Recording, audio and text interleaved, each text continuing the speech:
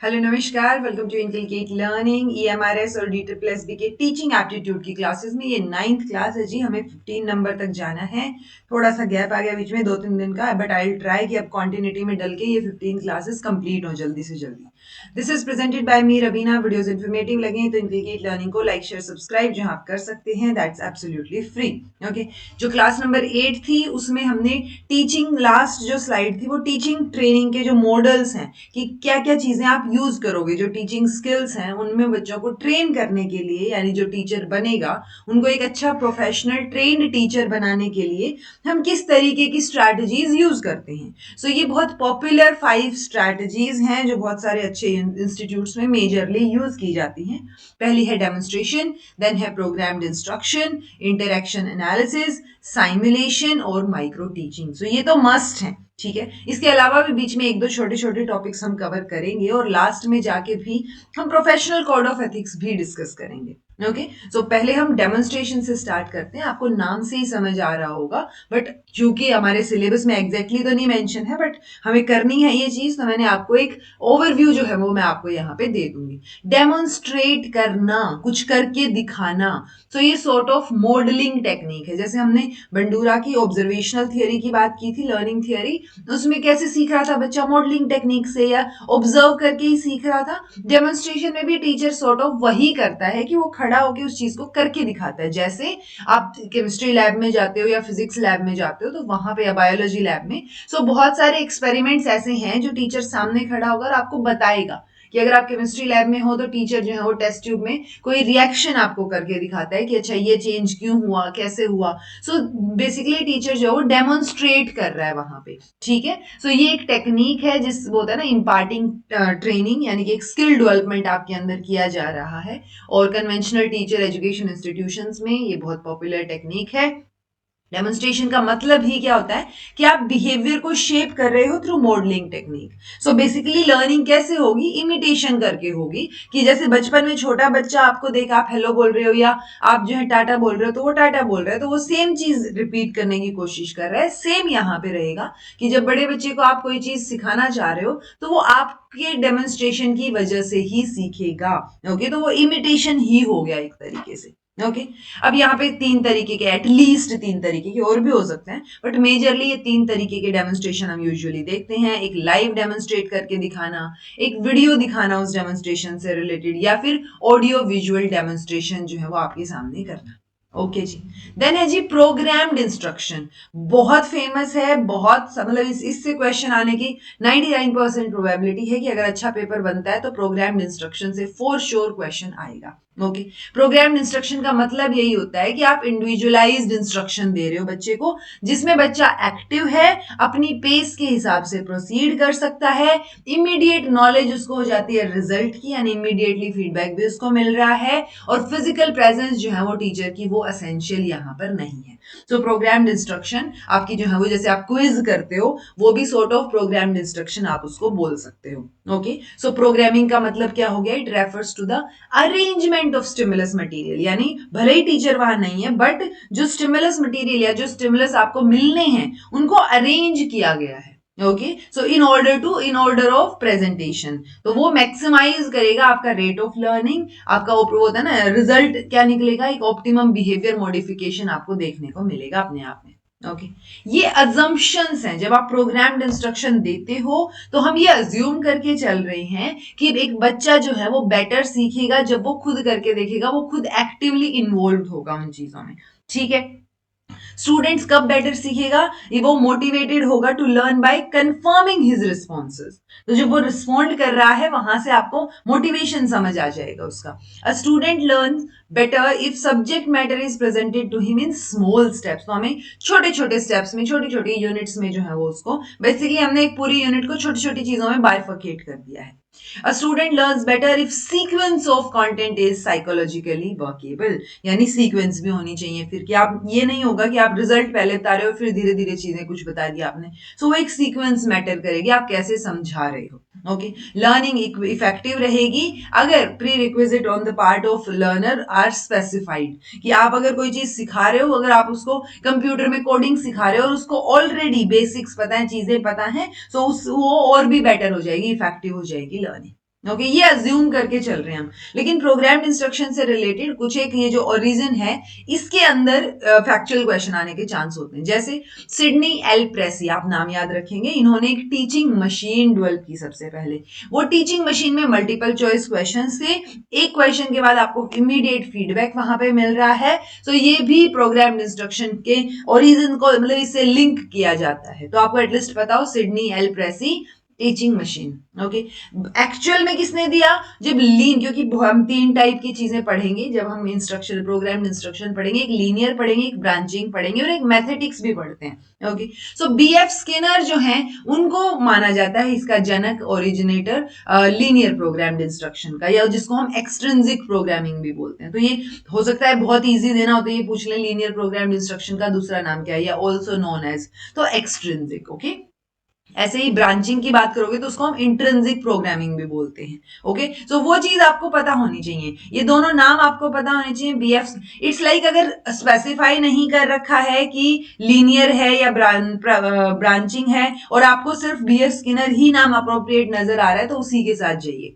Okay then Norman ए Crowder को आप देखेंगे तो उन्होंने दूसरे टाइप की प्रोग्राम्ड इंस्ट्रक्शन जो है उसको डेवलप किया, दैट इज ब्रांचिंग प्रोग्रामिंग, जिसको हम इंट्रिंसिक प्रोग्रामिंग भी बोलते हैं। ओके रॉबर्ट मैगर की अगर आप बात करेंगे, हमने मैगर्स अप्रोच भी एक बार ऊपर डिस्कस किया था। सो लर्नर कंट्रोल्ड इंस्ट्रक्शन जो है ये कॉन्सेप्ट इन्होंने दिया था। ओके टीएफ गिलबर्ट की बात करोगे तो इन्होंने एक नया ही सिस्टम प्रोग्राम इंस्ट्रक्शन का डेवलप किया, दैट इज मैथमेटिक्स। ये तीनों चीजें अभी हम डिटेल में डिस्कस करेंगे, लीनियर, ब्रांचिंग और मैथमेटिक्स। ओके देन है ये रोथकॉफ, ये इन्होंने कॉइन किया अनदर काइंड ऑफ प्रोग्रामिंग जिसको हम मैथमेजेनिक भी बोलते हैं। तो ये आपको activities are the activities that give birth to learning, तो आप जो है एक्टिविटीज बना रहे हो जिसकी वजह से सीख रहे हो कुछ। ओके लॉरेंस स्टालरो, इसकी जरूरत नहीं है इतनी ज्यादा, बट क्योंकि आपके में आईसीटी भी है और आपके में ये आईसीटी इन लर्निंग भी है, तो कंप्यूटर असिस्टेड इंस्ट्रक्शन का आइडिया जो है वो कॉन्सेप्ट यहां से निकल के आता है, लॉरेंस से निकल के आता है। ओके मेजरली क्वेश्चन सिडनी प्रेसी और आपका ये बीएफ स्किनर और आपका नॉर्मन ए क्राउडर या फिर आपका मैथमेटिक्स, यहां से आने के बहुत ज्यादा चांसेस है। ओके अब प्रोग्राम्ड इंस्ट्रक्शन में ये प्रिंसिपल्स हैं जी, ये 5 के 5 प्रिंसिपल आप याद रखेंगे। हो सकता है सिंपली प्रिंसिपल भी पूछ ले कि इनमें से कौन सा प्रिंसिपल है कौन सा नहीं है। ओके सो मेजरली यही पूछा जाता है। तो principle of small step, principle of active responding, immediate feedback और कंफर्मेशन, सेल्फ पेसिंग और एरर कंट्रोल या स्टूडेंट टेस्टिंग, तो ये 5 प्रिंसिपल्स हैं। नाम से भी वैसे तो समझ आ रहा है कि प्रिंसिपल ऑफ स्मॉल स्टेप में आप क्या कहना चाह रहे हो कि जो कंटेंट आप प्रेजेंट कर रहे हो या आप एनालाइज कर रहे हो कंटेंट या सब्जेक्ट मैटर को जो आपको सिखाना है पढ़ाना है, सो वो आप स्मॉल स्मॉल स्टेप्स में डिवाइड कर लेंगे। और ये जो स्मॉल स्मॉल स्टेप है इनको हम कई बार फ्रेम बोल देते हैं। सो फ्रेम बाय फ्रेम आप चीजों को देखेंगे। ओके देन है प्रिंसिपल ऑफ एक्टिव रिस्पॉन्डिंग। सो ये किसके ऊपर बेस्ड है, जो हमारा प्रोग्राम्ड इंस्ट्रक्शन है ये एक्टिव रिस्पॉन्डिंग बाय स्टूडेंट्स पे बेस्ड है। ओके जब आपने आंसर, आपने क्वेश्चन आपके सामने आया, आपने आंसर दिया, फिर उधर से वो चीज आई, तो आप क्या है, आप चीजों को क्या कर रहे हो, अपनी तरीके से प्रेजेंट करने की कोशिश कर रहे हो, तो आपने एक्टिवली उसमें पार्टिसिपेट किया है। ओके तो आप एंगेज्ड हो उस चीज में। सो एक्टिव रिस्पॉन्डिंग जो है वो जरूरी है प्रोग्राम्ड इंस्ट्रक्शन में। फीडबैक यानी नॉलेज ऑफ रिजल्ट आपको होना है या नॉलेज ऑफ इवेंट आप लगा लो, सो वो आपको लास्ट में जो है वो एकदम से आपको इंस्टेंट इमीडिएट फीडबैक मिल जाएगा कि आप सही ट्रैक पे जा रहे हो या नहीं जा रहे हो। टीचर को भी आइडिया हो जाएगा, अगर टीचर जो है वो, कि हमने ये बोला है कि टीचर जरूरी नहीं है हो, बट हो भी सकता है। ओके देन है प्रिंसिपल ऑफ सेल्फ पेसिंग, अपनी पेस के हिसाब से आप आगे बढ़ रहे हो अपनी पे, क्योंकि स्टूडेंट सेंटर्ड हैं चीजें, ठीक है। तो सेल्फ पेस्ड वर्क बुक भी होती है, ब्रांचिंग या स्क्रम्बल्ड बुक्स भी होती है, तो वो डिपेंड करता है आप किस तरीके की चीजों में कंफर्टेबल फील करते हो। Okay, then a principle of error control जी, so it is closely linked to the issue of error control, क्योंकि लर्नर की सीक्वेंस जो है वो ब्रोक डाउन हो जाए, ब्रोक डाउन किया हमने उसमें स्मॉल स्मॉल स्टेप्स में, ठीक है। तो रेट ऑफ एरर जो है वो होने के चांस थोड़े कम हो जाएंगे, और जब वो रेनफोर्समेंट मिलेगा, इमीडिएट फीडबैक मिलेगा, सो वो क्योंकि फॉर्मेटिव इवेल्युएशन हो रहा है, एक तरीके से फॉर्मेटिव लेवल पे आप काम कर रहे हो, यानी ड्यूरिंग द प्रोसेस चल रही हैं चीजें, इंस्टेंटली आप बता रहे हो ये गलत है ये सही है, सो आगे जो है एरर होने के चांसेस थोड़े से कम हो जाते हैं। ओके सो एरर कंट्रोल का प्रिंसिपल भी इसके अंदर आता है जी। अब मेजर कैरेक्टरिस्टिक क्या है, ऑब्वियस सी बात है, प्रोग्राम्ड इंस्ट्रक्शन को हमें बहुत डिटेल में समझना जरूरी है क्योंकि इससे क्वेश्चंस हर जगह आते हैं और ये बहुत अच्छी टेक्निक भी है एक तरीके से। सो एजुकेशनल टेक्नोलॉजी का पार्ट है ये, ठीक है। हम प्रोग्राम्ड मटेरियल को जो है प्रेजेंट कर रहे हैं मशीन या कंप्यूटर्स की हेल्प से। नई स्ट्रेटेजी है टीचिंग और लर्निंग के लिए, ठीक है। लर्नर अपने आप भी सीख सकता है बिना टीचर की हेल्प के, तो वो इफेक्टिव जो है वो होता है ना कि प्रॉब्लम जो है कि जहां पे इफेक्टिव टीचर्स नहीं है उस प्रॉब्लम को इससे ओवरकम किया जा सकता है। ओके ये टेक्निक है for the solution of educational as well as teaching problems. तो जो जो इश्यू आ रहे हैं वो यहां से सॉर्ट हो सकते हैं। ओके ये टेक्निक है जिसमें हम लर्नर के बिहेवियर को मॉडिफाई करने की कोशिश कर रहे हैं, ठीक है, by confirming the right response immediately. तो हम इमीडिएटली वो फीडबैक भी प्रोवाइड कर रहे हैं जो हमने अभी अभी 5 प्रिंसिपल्स में पढ़ा, ठीक है। ऑब्वियस सी बात है it can not replace the teacher. कई बार होता है ना एआई आ गया है या कोई और चीज है तो सब कुछ रिप्लेस हो सकता है बट टीचर कभी भी रिप्लेस नहीं होगा, ये बात आप देखिएगा, ठीक है। क्योंकि एक इफेक्टिव टीचर ही एक अच्छा प्रोग्राम्ड मटेरियल बनाएगा, तो टीचर की जरूरत तो अल्टीमेटली पड़ेगी ही। ओके ज्यादा क्रिएटिविटी की इसमें जरूरत पड़ेगी, इसलिए कई बार यूज भी नहीं किया जाता, ठीक है, क्योंकि आप इंडिविजुअलाइज्ड इंस्ट्रक्शन दो, आप जो है एक्टिवली इन्वॉल्व करो बच्चे को, ठीक है, तो उसमें कई बार जो है वो नहीं हो पाती चीजें, तो इसलिए जो है वो इमेजिनेटिव या फिर होता है ना कि क्रिएटिविटी और इमेजिनेटिव एफर्ट्स बहुत ज्यादा लगते हैं। ओके अब जो हमने ब्रेक डाउन किया है कंटेंट को स्मॉल स्मॉल पीसेस में, उसको हम बोल रहे हैं फ्रेम। फ्रेम क्या होता है ये पूछा जा सकता है। ओके पूरा प्रोग्राम इंस्ट्रक्शन की चीजें मैंने आपको बता दी हैं कि कैसे जो है आप करते हो चीजों को और कैसे आपको फीडबैक मिल जाता है। ओके जैसे हमने वो टीचिंग मशीन वाली भी बात की थी। ये स्टेप्स हैं किसी भी प्रोग्राम इंस्ट्रक्शन को प्रिपेयर करने के। सो ये इसमें 3 चीजें आती हैं यूजुअली। पहला प्रिपेयर करोगे, दूसरे में आप फ्रेम्स लिखोगे यानी उसको स्मॉल स्मॉल पार्ट्स में डिवाइड करोगे और फिर इवेल्युएट करोगे या ट्राई आउट करके देखोगे, ठीक है। सो ये प्रिपरेशन की स्टेज है जो मैंने आपको बताई कि जिसको हम प्लानिंग स्टेज भी बोलते हैं। ओके देन ये राइटिंग द फ्रेम्स की स्टेज है जिसमें आप डिवाइड कर रहे हो चीजों को, ठीक है। इसके फ्रेम नीड अगर आप जब आप फ्रेम बना रहे हो तो 4 चीजों का ध्यान आपको रखना है। 4 कंपोनेंट्स हैं, एक स्टिमुलस का, एक रिस्पॉन्स का, एक आप जो क्लूज दे रहे हो या क्यूज दे रहे हो प्रॉम्प्ट कर रहे हो वो चीज का, एक कंफर्मेशन ऑफ रिजल्ट का। तो ये 4 चीजें आपको ध्यान में रखनी है जब आप कोई भी फ्रेम रेडी कर रहे हो या किसी को भी जो आपने स्टेप्स में डिवाइड किया है उस पूरी चीज को जब आप प्लान कर रहे हो। ओके तीसरी स्टेज रहेगी जी इवैल्यूएशन और ट्राई आउट या रिवीजन की। जब पहला ड्राफ्ट रेडी हो गया तो आप बच्चों पे ट्राई करके देखोगे, वहां से क्या रिस्पॉन्स आपको मिला, क्या चीजें आप चेंज कर सकते हो, तो वो सारी चीजें आप वापस से ठीक करोगे। ओके तो internal external evaluation. Internal evaluation में जो है वो क्या होगा, आप कंडक्ट कर रहे हो 15-20 स्टूडेंट्स पे आपने ट्राई किया। एक्सटेंसिव ट्राई आउट और रिवीजन में आप थोड़ा सा बड़े लेवल पे ट्राई करोगे। ओके ये यूजुअली इवैल्यूएशन का, एक्सटर्नल इवैल्यूएशन का क्राइटेरिया होता है। क्या क्राइटेरिया होता है? 90:90 का स्टैंडर्ड। यानी जब आप स्टैंडर्डाइज कर रहे हो तो उस टाइम पे हमें कैसे पता चलेगा स्टैंडर्डाइज हुआ है या मुझे अब वापस से ट्राई आउट करके देखने की या मॉडिफिकेशन की जरूरत नहीं है। ओके यानी कैसे पता चलेगा कि आपने जब ग्रुप पे या किसी पे अप्लाई करके देखा, यानी कि जो आपने क्वेश्चंस बनाए हैं अगर 90% स्टूडेंट 90% क्वेश्चंस का आंसर भी दे पाते हैं, दैट्स इट, चीजें सही हैं, ठीक है। फिर आप कोस्ट एस्टिमेट करोगे तो ये 90-90 का स्टैंडर्ड क्या है, 90% of student are able to answer 90% और मोर ऑफ द फ्रेम्स, ठीक है। कॉस्ट को एस्टिमेट किया जाएगा। It is essential to determine the cost of producing the programme और कितने नंबर ऑफ स्टूडेंट्स इसको यूज कर सकते हैं, तो वो इनपुट आउटपुट रेशियो कितना है, ठीक है। देन है स्टूडेंट्स एटीट्यूड्स। तो एटीट्यूड ऑफ स्टूडेंट्स वो कैसा है प्रोग्राम की तरफ, वो भी एक क्राइटेरिया हो जाता है कि वो प्रोग्राम इफेक्टिव जो है वो बन पाएगा या नहीं बन पाएगा।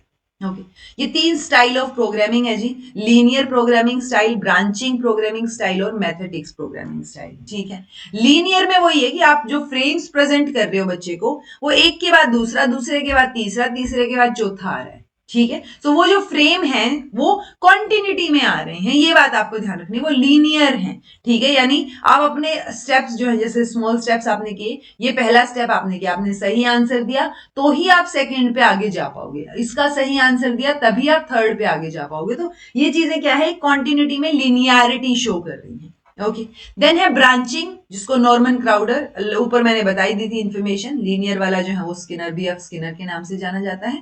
ये नॉर्मन क्राउडर है 1954 या कई बार 55 भी 55 लिखा हुआ था ऊपर वाली में, डेवलपिंग वाली में। सो 54 55 के दौरान की ही चीजें हैं, ठीक है। कई बार थोड़ा बहुत ऊपर नीचे कई मटेरियल में मिल जाता है। ओके, यहाँ पे क्या होगा जी, आपने एक चीज प्रेजेंट की, मान लो यहाँ पे अगर आपने गलत आंसर दिया तो आपको वो बताएगा कि क्यों गलत दिया, क्या क्या चीजें हैं। अगर आपने सही दिया तो फिर आप किसी और डायरेक्शन में आगे जाओगे। सो वो चीज है कि आपने दोबारा से गलत दिया तो वो दोबारा से भी बता देगा। सो वो चीज है कि यहाँ पे आपको फर्दर ब्रांचिंग बहुत नजर आएगी। Okay, so if he chooses the right answer to the next question, he is presented the next paragraph of the material or question. अगर आप wrong answer choose करते हो तो आप present करोगे material को written specifically कि क्या गलती आपने की और ये जो choose किया ये गलत क्यों है। तो वो चीजें आपको यहाँ पे थोड़ी सी explanatory way में दिखाई देंगी। ओके, तो ये आपकी ब्रांचिंग है। देन है मैथेटिक्स जी। मैथेटिक्स में ग्रीक वर्ड मैथिन से आया है, पूछा जा सकता है। थॉमस गिलबर्ट जो है उन्होंने दिया था 1962 में। तो ये रेनफोर्समेंट थियोरी की बहुत सिस्टमेटिक एप्लीकेशन आपको यहाँ पे नजर आएगी। आप क्या कर रहे हो, ये बहुत बेसिक सा एग्जांपल एक बार हमारे टीचर ने दिया था। आप डेमोन्स्ट्रेट कर रहे हो कि आप मान लो 25 को 25 से मल्टीप्लाई करनी है, तो आपने पहले ऐसे पूरा का पूरा मल्टीप्लाई करके दिखाया, ठीक है, कि ये 625 आ गया, ठीक है। तो ये आपने पूरा डेमोन्स्ट्रेशन किया। फिर आपने क्या किया, उसको आधी चीज प्रेजेंट की, ठीक है, यानी कि ये तो क्या था, डेमोन्स्ट्रेशन। अब आपने मान लो ये चीजें नहीं की, ये आप प्रॉम्प्ट कर रहे हो कि क्या चीज उसको सीखनी चाहिए, ठीक है। प्रॉम्प्ट के बाद आपने पूरा ही जब उसको खाली छोड़ दिया और बोला कि करके दिखाओ, दैट मीन्स रिलीज कर दिया है आपने, ठीक है। प्रॉम्प्ट एक तरीके से उकसाना भी बोल सकते हो आप। सो पहले आपने पूरा का पूरा डेमोन्स्ट्रेट करके दिखाया, फिर बच्चे को करने के लिए थोड़ा सा उत्साहित किया, उकसाया, और उसके बाद कंप्लीटली रिलीज कर दिया कि अब बच्चा इसको कर सकता है। तो ये एक तरीके से रेनफोर्समेंट थियरी पे बेस्ड है, और उसके साथ साथ ये चेनिंग, रिवर्स चेनिंग प्रोसेस भी इसको बोलते हैं, क्योंकि उल्टे चल रहे हो आप एक तरीके से। आपने पहले क्या किया था, ये चीज आपने जो डेमोन्स्ट्रेट की थी, ठीक है, आपने दूसरे स्टेप में क्या किया, सिर्फ ये नीचे वाली चीज हटा दी। तीसरे स्टेप में क्या किया, ये 50 भी हटा दिया कि करके दिखाओ। तो आप उल्टा चल रहे हो ये, और ऑब्वियसली चेन प्रोसेस में ही चल रहे हो, तो रिवर्स चेनिंग अप्रोच भी इसको बोलते हैं। ओके, अब है जी प्रोग्राम्ड इंस्ट्रक्शन जो है वो यूजफुली डेवलप किया जा सकता है या यूज किया जा सकता है टीचर ट्रेनीज में स्किल डेवलपमेंट के लिए। ओके, कौन कौन सी स्किल यहाँ से डेवलप हो सकती है, हमने ऑलरेडी टीचिंग स्किल्स की बात की थी, ठीक है। तो आप अगर कंटिन्यूटी में कर रहे हो, प्रिपेयर कर रहे हो चीजों को, कंटेंट को एनालाइज कर सकते हो, तो वो स्किल आ गई। कंटेंट को कैसे लॉजिकल सीक्वेंस में अरेंज करना है, वो स्किल आप में डेवलप हो जाएगी। कंटेंट को कैसे छोटे छोटे पार्ट्स में ब्रेक करना है बट मैनेज करना है उनको स्टेप्स में, तो वो चीज आ जाएगी। स्किल ऑफ प्रोवाइडिंग रेनफोर्समेंट, उनके रिस्पॉन्सेज को कंफर्म करते हो आप, रेनफोर्स कर रहे हो उनको, स्ट्रेंथन कर रहे हो उनकी चीजों को। Skill of developing situation for achieving the desired learning objective, और वो भी मोस्ट इकोनॉमिक वे में, कि आप कैसे अफोर्डेबल टेक्निक्स के थ्रू ये चीज कर सकते हो। Then skill of identifying learning outcomes and stating the objectives in behavioural terms, क्योंकि आप लर्निंग, वहां पे आपने सारी चीजें ही तो डिसाइड की हैं, तो सब कुछ सारी चीजें यहाँ पे स्किल्स, ये स्किल्स आप सिखा सकते हो बच्चे। ओके, नेक्स्ट आता है जी इंटरेक्शन एनालिसिस। आपको नाम से ही पता चल रहा है, ऑब्वियस सी बात है, हम क्लास में जाते हैं तो टीचर हमसे इंटरेक्ट करता है, या अगर आप टीचर है तो आप बच्चों से इंटरेक्ट करते हो। ये जो इंटरेक्शन है उसी को एनालाइज करने के प्रोसेस को हम इंटरेक्शन एनालिसिस बोलते हैं, ठीक है। सो ये इनडायरेक्टली, ये होता है ना कि ये जो इंटरेक्शन एनालिसिस टेक्निक है ये डायरेक्टली इनडायरेक्टली टीचर के क्लासरूम बिहेवियर को इफेक्ट करेगी, क्योंकि क्लासरूम बिहेवियर को ही वो ऑब्जर्व कर रही है। समझ रहे हो, अगर मेरी जो मैं मतलब होता है ना, मान लो मैं टीचर ट्रेनी हूं, मैं बीएड कर रही हूँ और मैं पढ़ा रही हूँ खड़े होकर, और पीछे एक टीचर बैठा है ऑलरेडी ये देखने के लिए कि ये कैसा पढ़ाएगी, राइट, और वो ऑब्जर्व कर रहा है। अब वो ऑब्जर्व करेगा, मान लो उसको कोड करेगा, बताएगा बाद में मेरे को कैसे करना था, ऐसे नहीं करना था। तो वो सारी चीजें, ऑब्वियस सी बात है ना, कुछ चीजें मेरे बिहेवियर को डायरेक्टली इफेक्ट में लाएंगी, कुछ इनडायरेक्टली इफेक्ट करेंगी, ठीक है। तो वो चीजें आपको यहाँ देखने को मिलेंगी। तो ये एक बहुत इफेक्टिव तरीका माना जाता है आपके टीचिंग बिहेवियर को डेवलप करने का, या कुछ मॉडिफिकेशन या इंप्रूवमेंट करनी है तो उसके लिए, ठीक है। पॉइंट ये है कि यहाँ पे भी टीचर के बिहेवियर का मॉडिफिकेशन हो रहा है। आपको कई बार ये पूछा जाएगा कि इंटरेक्शन एनालिसिस जो है उसमें क्या चीज हो रही है, बच्चे का बिहेवियर ऑब्जर्व हो रहा है, टीचर का बिहेवियर एनालाइज हो रहा है, क्या चीज हो रही है। सो वो आपको एक बार क्वेश्चन के ऊपर डिपेंड करेगा। मैं जब क्वेश्चन कराऊंगी उस टाइम पे भी कराऊंगी एक आधे क्वेश्चन ऐसे। सो उसमें ये दिखता है कि भाई टीचर, टेक्निकली तो हम टीचर के बिहेवियर को एनालाइज कर रहे हैं, लेकिन बच्चे भी तो कहीं ना कहीं इन्वॉल्व है ना, इंटरेक्ट तो उन्हीं से कर रहे हैं ना। सो अगर ऑप्शन में आता है कि सिर्फ टीचर के बिहेवियर को ऑब्जर्व कर रहे हैं तो हम उसके साथ जा सकते हैं, बट अगर ये सिर्फ टीचर ऑप्शन में ही नहीं है तो हम टीचर और बच्चे दोनों के बिहेवियर को ऑब्जर्व कर रहे हैं। ठीक है, तो आप जो है इसमें अपनी जो इंटरेक्शन एनालिसिस है, इस एनालिसिस को तब तक जारी रखेंगे जब तक कि आप जो है उसमें मास्टरी हासिल नहीं कर लेते। ओके, ये इंटरेक्शन एनालिसिस टीचर जो है, टीचर्स बिहेवियर और एक्शन सिस्टमैटिक ऑब्जर्वेशन टेक्निक है, जिसमें आप एनालाइज करते हो टीचर के इंटरेक्शन, जो इंटरेक्शन है उसको। ठीक है, तो इसको हम इंटरेक्शन एनालिसिस बोलते हैं। क्लासरूम में ये बहुत अच्छे से यूज किया जा सकता है। ऑब्जेक्टिव्स क्या है? आप टीचर की कैरेक्टरिस्टिक को स्टडी करना चाह रहे हो, आप इंस्पेक्ट करना चाह रहे हो टीचर का बिहेवियर कैसा है, both level to the study the nature of the behaviour, तो आप नेचर ऑफ बिहेवियर देखना चाह रहे हो, teacher in social and emotional environment to analyse interaction. So overall आप इंटरेक्शन ही देख रहे हो, टीचर स्टूडेंट के बिहेवियर को स्टडी करने की कोशिश कर रहे हो। ठीक है जी। अब इसमें बहुत फेमस है फ्लैंडर का इंटरेक्शन एनालिसिस कैटेगरी सिस्टम। तो जैसे ही FIACS या इसकी फुल फॉर्म पूछ ली जाए, या फिर ये पूछा जाए कि ये किससे रिलेटेड है, तो ये इंटरेक्शन एनालिसिस से रिलेटेड है जी। ओके, सो ये टोटली वर्बल बिहेवियर को एनालाइज करेंगे। मतलब टीचर ने बीच में साइलेंट तरीके से पॉज लिया, या कोई चीज हुई, या क्या क्या हुआ। पॉज में बोला नहीं है ना टीचर, लेकिन उसने कोई एक्सप्रेशन वाली चीज भी नहीं है। सो नॉन वर्बल बिहेवियर को ऑब्जर्व नहीं कर रहे हो आप, तो ये verbal behaviour of the teacher को, इंटरेक्शन को एनालाइज करते हैं। ठीक है, ये 10 कैटेगरीज हैं। क्योंकि आप क्या करोगे जब आप क्लास में बैठे हो बीइंग ए टीचर, और एक बच्चा आपके सामने पढ़ा रहा है या प्यूपिल टीचर आपके सामने पढ़ा रहा है, तो आप एनालाइज करोगे। ठीक है, कि अभी उसने एनकरेज किया बच्चे को, अभी जो है उसने क्वेश्चन पूछा, अभी उसने लेक्चर दिया, या अभी उसने डायरेक्शंस दी। तो इस तरीके से आप कैटेगरी वाइज सीक्वेंस में चीजों को नोट करोगे।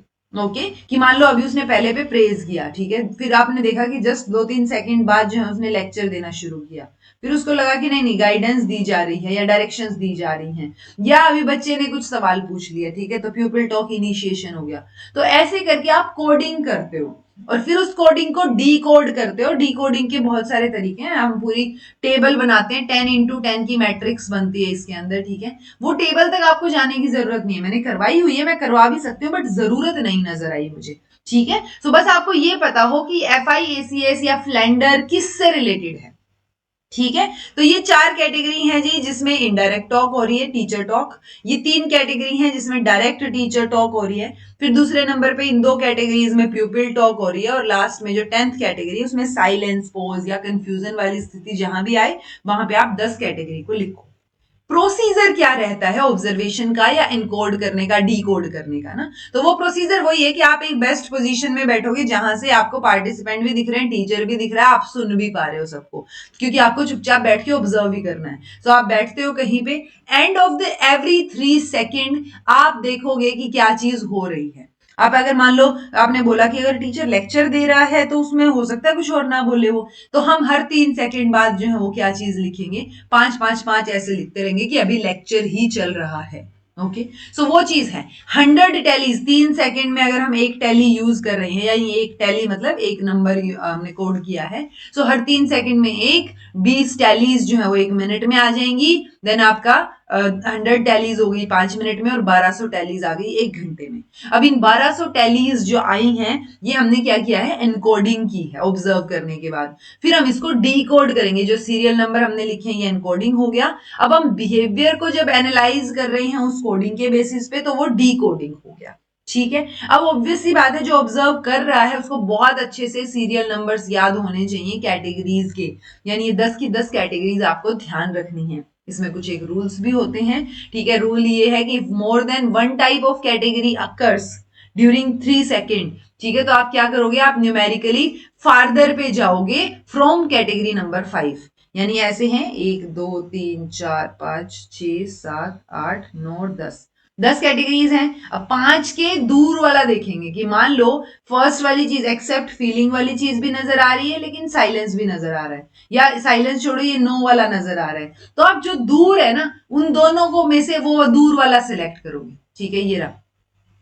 Not category 10 but from category 5 से जो फार्दर है। सपोज ऑब्जर्वर डाउट में है कि ये कैटेगरी 2 है या 3 है, मैं क्या चीज कोड करूं, मुझे समझ नहीं आ रहा है, तो आप क्या करोगे, 2 करोगे जी, क्योंकि आप 5 से दूर जा रहे हो।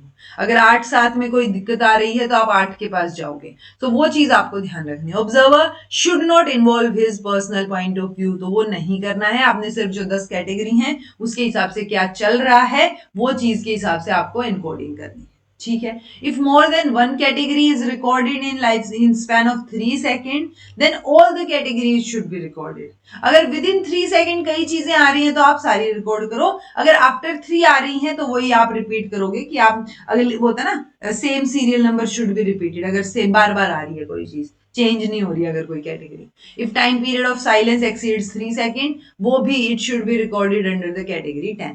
Okay, when teacher calls a child by the name, यानी ऑब्जर्वर ने ऑब्जर्व कर लिया है कि आप 4th कैटेगरी ऑब्जर्व कर रहे हो। ठीक है, सो वो चीजें आपको देखनी है। ओके, जो वर्ड्स हैं all is okay, yes, very good, all right, ये एनकरेजमेंट वाले वर्ड्स हैं, तो आप नंबर 2 में इनको इंक्लूड करोगे। सो ऐसे ही किस किस चीज में क्या क्या इंक्लूड करोगे, ये बेसिक सी चीजें आपको रटने की जरूरत नहीं है, बट बेसिक सा पता हो आपको। ओके, जैसे इस तरीके से आप इनको क्या करोगे, एनकोड करोगे। फिर डिकोडिंग के लिए आप 10 बाय 10 की मैट्रिक्स बना के, अलग से रूल्स होते हैं डिकोडिंग के कि आप डिकोड करोगे कैसे।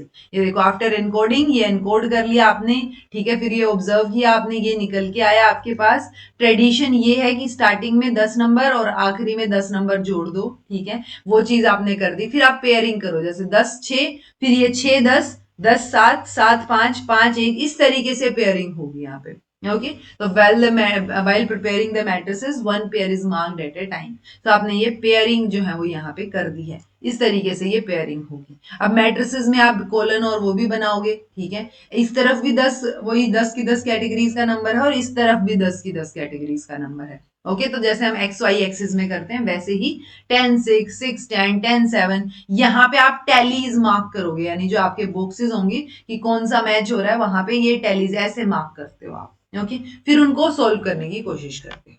ठीक है जी। देन है फायदे क्या क्या है इसके। ऑब्वियस सी बात है, पीपल टीचर को एक फीडबैक प्रोवाइड कर रहा है ये, ठीक है, तो ये बहुत अच्छा स्टेप है आप अगर क्वालिटी ऑफ एजुकेशन इंप्रूव करना चाह रहे हो तो, क्योंकि टीचर के बिहेवियर को फीडबैक भी दे रहा है बट ऑब्जर्व भी कर रहा है, कंपेयर कर रहा है, ठीक है, different age level, gender, subject, अलग अलग जगह पे फीडबैक बहुत वाइटल फीडबैक की तरह ये काम करेगा कि आप क्या क्या इंप्रूवमेंट खुद के अंदर ला सकते हो। इफेक्टिव टूल है ये। सोशल इमोशनल क्लाइमेट जो है क्लासरूम में कैसा चल रहा है, ओके, वो जानने के लिए। It is an objective and reliable technique जो कि इंटरेक्शन एनालिसिस के लिए यूज की जाती है, बट लिमिटेशंस भी हैं, ठीक है। बहुत कम अटेंशन यहाँ पे स्टूडेंट टॉक को दी गई, यानी 2 ही ऑप्शंस हमारे पास थे, प्यूपिल इनिशिएशन टॉक या प्यूपिल रिस्पॉन्स टॉक। ये बच्चे ने रिस्पॉन्ड किया है या कुछ पूछा है, इनिशिएट की है चीज को, सो वहां पे 2 ही हमारे पास चीजें, बाकी सारा हम टीचर वाली पे फोकस कर रहे हैं, ठीक है। Then classroom interaction of pupil pupil type is not considered here. हमने टीचर प्यूपिल प्यूपिल टीचर तो इंक्लूड कर लिया कि अगर प्यूपिल रिस्पॉन्स दे रहा है, प्यूपिल रिस्पॉन्स कैटेगरी आ गई, तो यानी टीचर ने पूछा, बच्चे ने रिस्पॉन्ड किया, यानी टीचर प्यूपिल ही चल रहा है ना, या प्यूपिल टीचर चल रहा है कि बच्चे ने पूछा, टीचर ने रिस्पॉन्स दिया। बट प्यूपिल प्यूपिल आपस में जो क्लासरूम में इंटरेक्शन चल रही है वो तो हमने ऑब्जर्व ही नहीं की, राइट।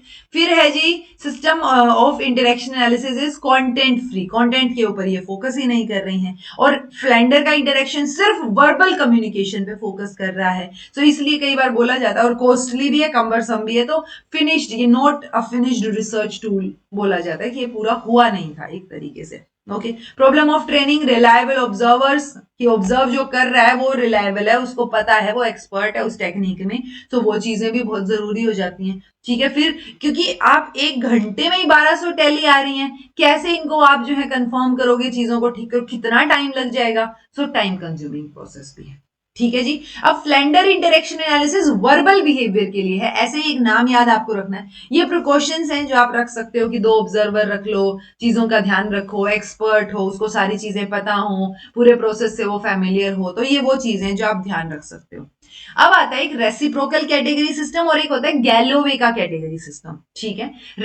आपको रेसिप्रोकल कैटेगरी सिस्टम में बस इतना पता हो, आरसीएस में, तो आरसीएस की फुल फॉर्म पता हो, एक ये अडेप्टेशन है फ्लैंडर सिस्टम की, रिचर्ड ओबर ने इसको दिया है, डेवलप किया है, ओके।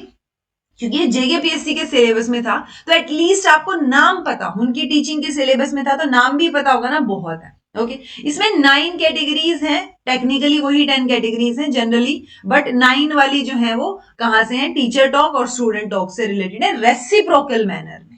ओके, वो चीजें आप मत रटो, आप सिर्फ इतना याद रखो कि रेसिप्रोकल कैटेगरी सिस्टम भी एक तरीके से इंटरेक्शन एनालिसिस का ही मेथड है, जैसे फ्लेंडर का है। ओके, ये इसके कुछ एक प्रिंसिपल्स हैं कि आप इक्वल अटेंशन दोगे टीचर को भी और स्टूडेंट को भी, जैसे ऊपर वाले की लिमिटेशन थी ना कि स्टूडेंट पे कम फोकस है, तो ये दोनों पे फोकस कर रहा है। वर्बल बिहेवियर को ही कर रहा है, ये भी ऊपर वाले ने भी वर्बल को ही किया था। अब ये वार्म और कूल सिचुएशन को नोट कर रहा है बच्चों और टीचर के बीच में, ठीक है। It is also provision for noting the positive और नेगेटिव इन्फोर्समेंट फैक्टर, तो वो सारी चीजें तो ये ऑब्जर्व करेगा ही, बट ये है कि ये इक्वल अटेंशन दे रहा है टीचर को और स्टूडेंट को। ये बात याद रखो कि कौन सा category system equal attention provide करता है, टीचर टॉक और स्टूडेंट टॉक को, तो वो आरसीएस है। ओके, अब वो वर्बल के ही हैं दोनों के दोनों, बट एक ये भी आ सकता है कि नॉन वर्बल बिहेवियर को भी कौन जो है वो ऑब्जर्व करता है, तो गैलो भी ऑब्जर्व करते हैं, ठीक है। ये वर्बल और नॉन वर्बल दोनों बिहेवियर को ऑब्जर्व करेंगे। वर्बल बिहेवियर में यही वाली अपनी कैटेगरीज हैं जो हमने ऊपर अपने फ्लेंडर वाले में देखी थी, और ये इनके ऑपोजिट नॉन वर्बल वाली क्या है जी, नॉन वर्बल वाली कैरेक्टरिस्टिक्स लगा लो या कैटेगरीज लगा लो। सो ये 10 कैटेगरीज हुआ, आपको कैटेगरीज रटने की जरूरत नहीं है, पर आपको थोड़ा थोड़ा ब्रॉड आइडिया हो वो बेहतर है।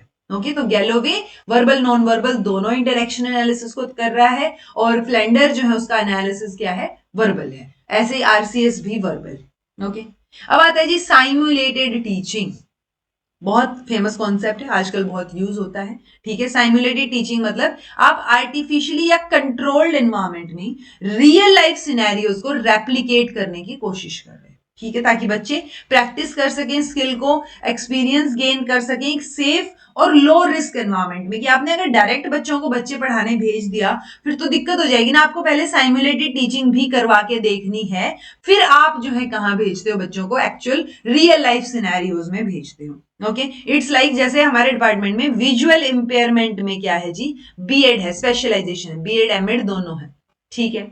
अब यहाँ पे ये जो एमएड, क्योंकि हो सकता है हमारे आसपास जो है वो कोई ज्यादा स्पेशल स्कूल ना हो जिसमें हम उनकी ट्रेनिंग करवाएं या कोई चीज हो, ठीक है। सो एमएड वाले बच्चों की फिलहाल साइमुलेटेड ट्रेनिंग, टीचिंग ट्रेनिंग चल रही है। कैसे चल रही है, ये जो एमएड वाले बच्चे हैं यही अपने सिनेरियो में बैठेंगे चीजें, यानी हम वो रियल लाइफ सिनेरियो क्रिएट करने की कोशिश कर रहे हैं जहां पे आप प्रैक्टिस कर सकते हो अपनी स्किल को, ठीक है। तो उसको हम साइमुलेटेड टीचिंग बोलते हैं। ये थियोरेटिकल नॉलेज और प्रैक्टिकल एप्लीकेशन के बीच में एक ब्रिज गैप करने की कोशिश है। ओके, तो simulated teaching refers to use of virtual controlled environment where you can practice teaching methods and classroom management.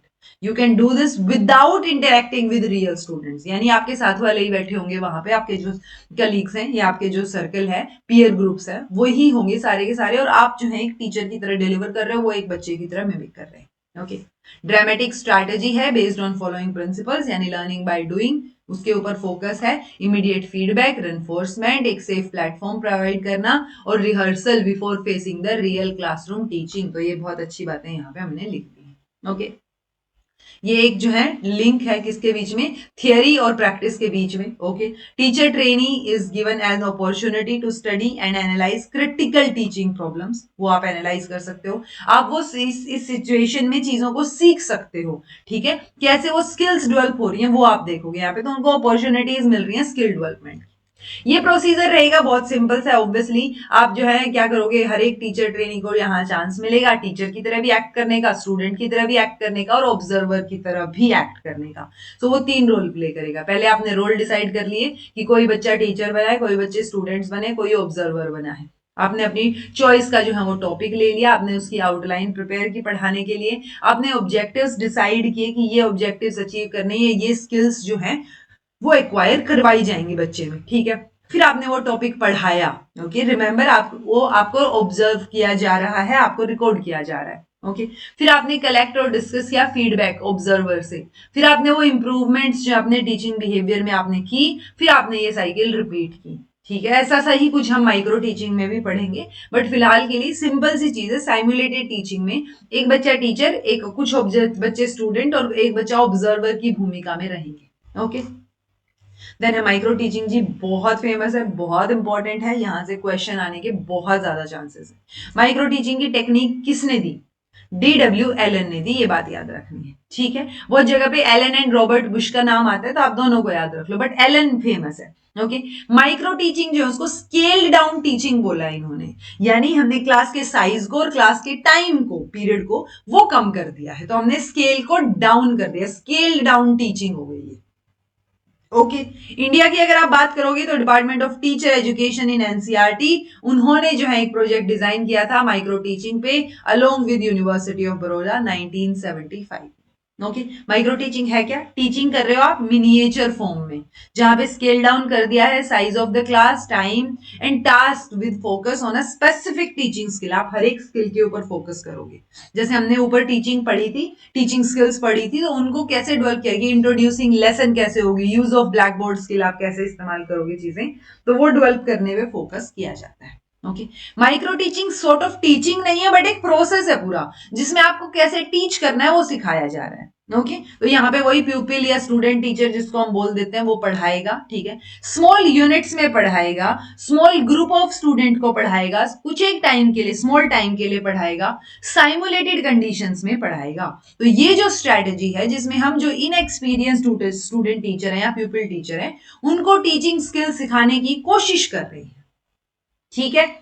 ये साइकिल है जी इसकी, यानी आप पहले प्लान करोगे, फिर आप पढ़ा के देखोगे, फिर आप फीडबैक मिलेगा आपको, फिर आप उस फीडबैक के बेसिस पे दोबारा से प्लान करोगे, दोबारा से पढ़ाओगे और दोबारा से फीडबैक मिलेगा। ओके, ये जो साइकिल है ये टेक्निकली क्या होता है, प्लानिंग में तो आपको कोई टाइम, आपके पास बहुत भर भर के टाइम आप घर पे प्लान करोगे, ठीक है। पढ़ाने के लिए यहाँ पे आपको 6 मिनट मिल रहे हैं, फीडबैक के लिए आपको 6 मिनट मिल रहे हैं। अब आपको जो फीडबैक मिला है उसके बाद आप दोबारा से जो प्लानिंग कर रहे हो उसके लिए 12 मिनट मिल रहे हैं, ठीक है। तो आप ये लगा के चल रहे हो वो वाली प्लानिंग का टाइम भी यहाँ रीप्लानिंग में ही आ गया, 6-6 मिनट वाला। दोबारा से पढ़ाओगे 6 मिनट और आपको वापस से 6 मिनट तक जो है वो आइडिया दिया जाएगा, फीडबैक दिया जाएगा। ऐसे कुछ हार्ड एंड फास्ट नहीं है, बट पॉइंट ये है कि स्मॉल लेवल पे हो रही है चीजें। ओके, तो ये माइक्रो टीचिंग के सेशंस जो है उसमें वही एक स्टूडेंट टीचर होगा, एक इंस्ट्रक्टर होगा, ग्रुप ऑफ पीयर होगा, उनको पढ़ाया जाएगा, वही वही सेम चीज है। ये वो अपनी साइकिल है जो मैंने आपको ऊपर बताई, 6 मिनट में टीचिंग, 6 मिनट में फीडबैक, 12 मिनट में दोबारा से प्लान किया और 6 मिनट में वापस से पढ़ाया और री फीडबैक जो आपने 6 मिनट में मिला। तो ये टोटल 36 मिनट की साइकिल है जो एनसीईआरटी ने दी है Indian model of micro teaching के हिसाब से।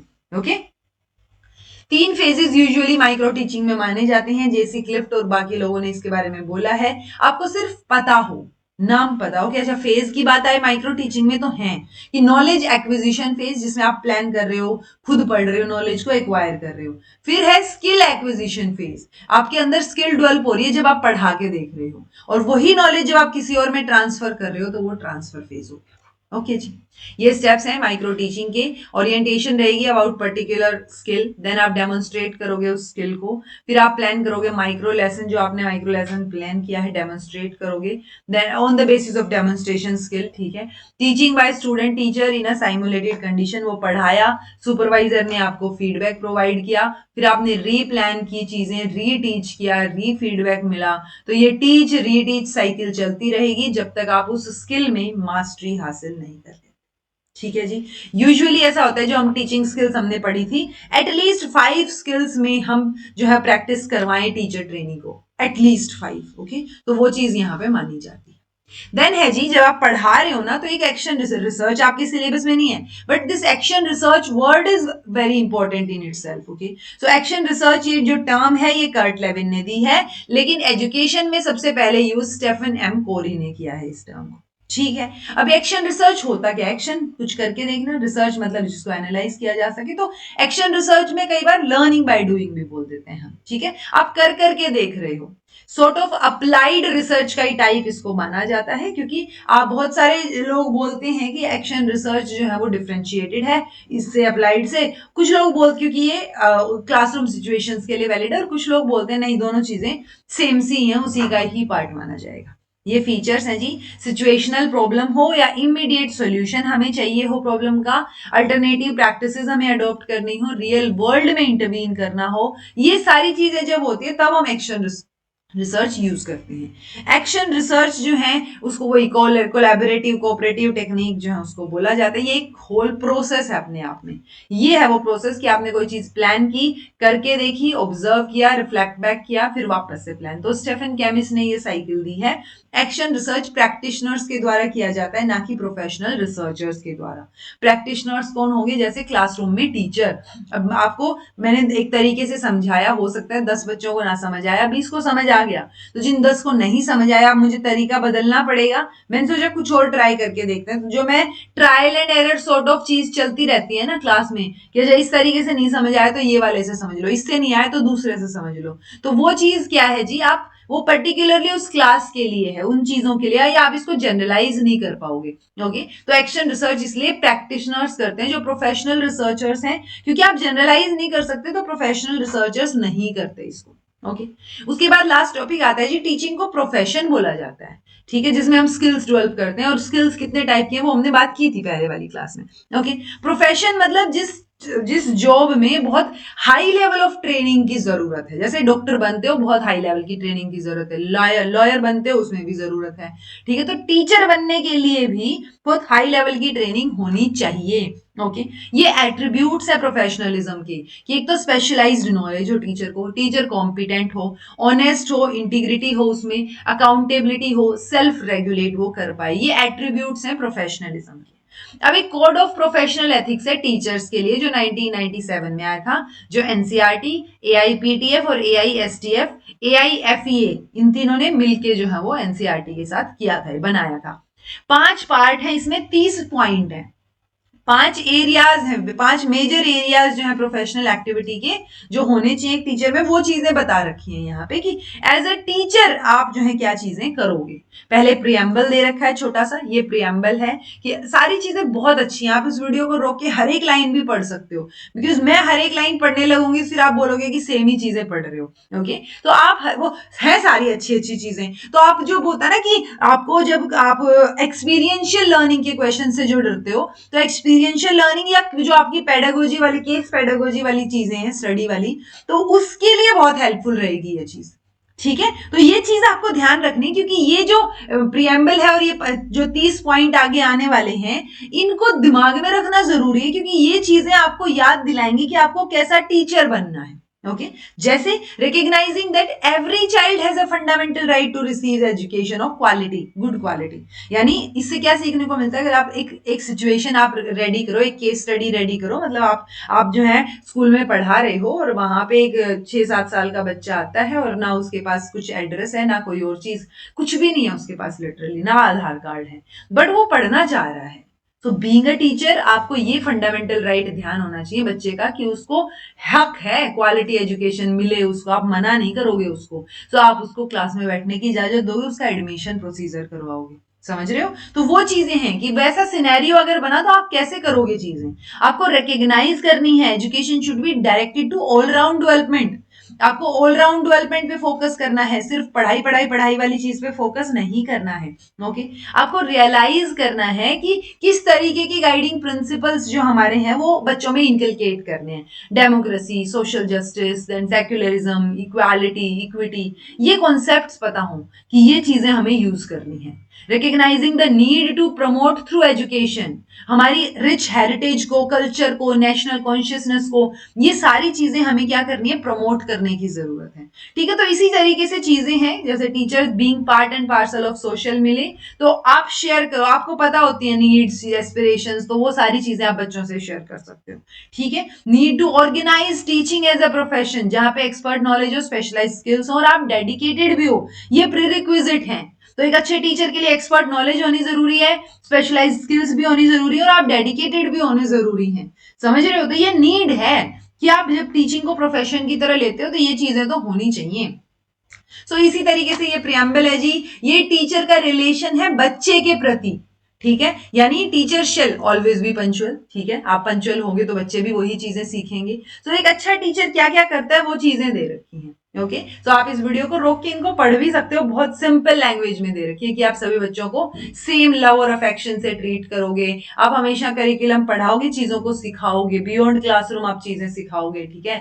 आप जो है कोई भी होता है ना कि कॉन्फिडेंशियल इन्फॉर्मेशन अगर बच्चे ने आपसे शेयर की है तो आप उसको फर्दर शेयर नहीं करोगे, ठीक है। आपकी जो स्टैंडर्ड, आपका स्टैंडर्ड ऑफ ड्रेस जो है वो ड्रेस, स्पीच, बिहेवियर, वो बच्चों के लिए जो है वो एक एग्जाम्पल के तौर पे होना चाहिए, वर्दी ऑफ एग्जाम्पल होना चाहिए कि हाँ मुझे ऐसा टीचर बनना है, कि आप कैसे कपड़े पहनते हो। यूजुअली आप देखोगे कि मतलब मैं इस हक में नहीं हूं कि चाहे आप जो है कौन से भी टीचर हो, मेल या female what ever it is, but आप जब वो एक ना प्रॉपर ड्रेस कोड आप लगनी चाहिए, एक वो होता है ना सिंपलिसिटी और टीचिंग वाली फील आनी चाहिए। ओके सो वो चीज जैसे हमारी एक टीचर थी, उन्होंने बोला था कि घर पे ना चीजें धीरे धीरे चेंज होती हैं, सोसाइटी भी धीरे धीरे चेंज होती है। कि पहले क्या होता था कि आप जो है ऑब्वियसली अब आप टीचर हो लेकिन घर पे आपको चूड़ियां पहननी पड़ रही होंगी बीइंग अ वुमेन, तो वो चीज, लेकिन उनकी दादी जी ने वो चीज समझी कि नहीं ये कांच की चूड़ियां नहीं पहन सकती क्लास में, क्योंकि वो बिना वजह छन छन करेंगी समझाते टाइम, बच्चों को पढ़ाते time,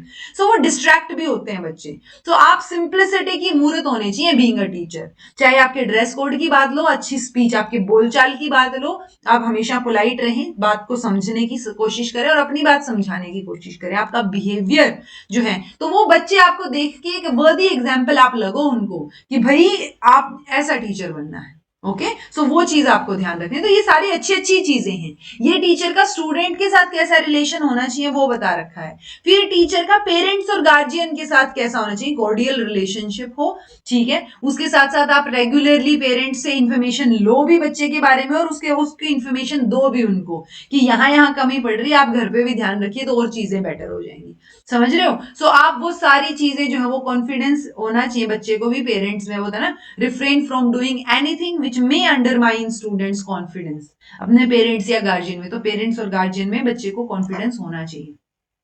teacher in relation to the society and nation, अब सोसाइटी को भी आगे बढ़ाना है तो टीचर स्कूल के लिए, कम्युनिटी के लिए, स्टेट के लिए, नेशन के लिए रिस्पेक्टफुल हो, लॉयल हो, उसको कल्चरल चीजें पता हो जो वो, क्योंकि टीचर का काम सिर्फ टीचिंग करना नहीं है, टीचर का काम है चीजों को डिस्कस करना, उनके अंदर अलग अलग चीजें, या एक होता है ना चिंगारी सी डालना कि बच्चा उसके बारे में सोचे। ओके देन है फोर्थ जी, टीचर का रिलेशन प्रोफेशन के प्रति, कलीग्स के प्रति और प्रोफेशनल ऑर्गेनाइजेशन के प्रति। तो इसमें भी वही सारी अच्छी चीजें आएंगी कि आप जैसा चाहते हो कि लोग आपको ट्रीट करें, आप वैसा ही अच्छे से उनको ट्रीट कीजिए, ठीक है। आप कोई भी होता है ना कि कई बार एक टीचर जो है वो अपनी बड़ाई करते करते दूसरे टीचर को नीचा दिखाने की कोशिश हो जाती है, वो नोइंगली अननोइंगली कैसे भी होता है, आपने आपने देखा होगा बहुत बार, ठीक है। हमने बीइंग अ स्टूडेंट भी बहुत बार देखा है, ऑब्जर्व किया है कुछ टीचर्स को, लेकिन कुछ ऐसे भी टीचर्स हमने ऑब्जर्व किए हैं जो अपने काम से काम रखते हैं। अगर किसी टीचर ने कुछ बोल भी दिया तो वो एथिकल रहते हैं कि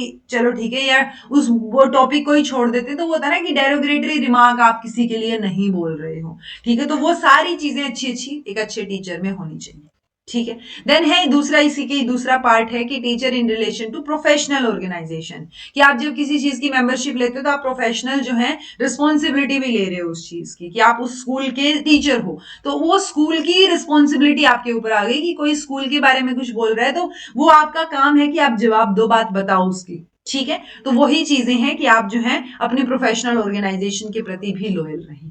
then teacher in relation to management and administration, so वो प्राइम सोर्स ऑफ जो सस्टेनेबल डेवलपमेंट है, सो वो रिकॉग्नाइज किया जाए, रिकॉग्नाइज द मैनेजमेंट को as a prime source of his sustainable development, क्योंकि मैनेजमेंट भी बहुत बड़ा रोल प्ले करती है, क्योंकि हम सबको पता है। तो एक म्यूचुअल रिस्पेक्ट अगर होगी, जो प्रोफेशनल एक्टिविटी है, चीजें हैं, मैनेजमेंट के साथ चीजें हैं, सो वो भी पॉजिटिव एंड पे ही रहें तो और ज्यादा बेहतर होगा। ओके सो ये अच्छी अच्छी चीजें पता होंगी ना, तो आप ऑटोमेटिकली एक्सपीरियंशियल लर्निंग में आपको पता होगा कि आपको बीइंग अ टीचर कैसा टीचर बनना है, आपको जो है कैसे बाकी लोगों के साथ बिहेव करना है, या आप कोई चीज करवा रहे हो तो क्या आप प्रैक्टिकल ट्रेनिंग के लिए कर रहे हो या किस लिए कर रहे हो, ठीक है। ऑब्वियसली रट्टा मारने के लिए नहीं करोगे, सिर्फ एग्जाम के लिए नहीं करोगे, तो ये सारे ऑप्शंस जो है वो नल एंड वॉइड हो जाते हैं अपने आप में ही, कि आप एग्जाम पे फोकस नहीं कर रहे हो, आप जो है आप बेसिकली नॉलेज कंस्ट्रक्शन पे फोकस कर रहे हो, चीजों को सिखाने पे फोकस कर रहे हो, ठीक है जी। सो ये हमारी आज की क्लास यहाँ पर समाप्त होती है। आई होप आपको कुछ नया सीखने को मिला होगा। जल्दी ही मिलते हैं नेक्स्ट क्लास के साथ और जल्दी से जल्दी आपकी क्लासेस पूरी करने की कोशिश करते हैं। Okay, this was all about today. Thank you so much for watching. Be happy, keep smiling, subscribe to Inculcate Learning because it is absolutely free. Be consistent in your efforts. Take care. See you very soon in next class.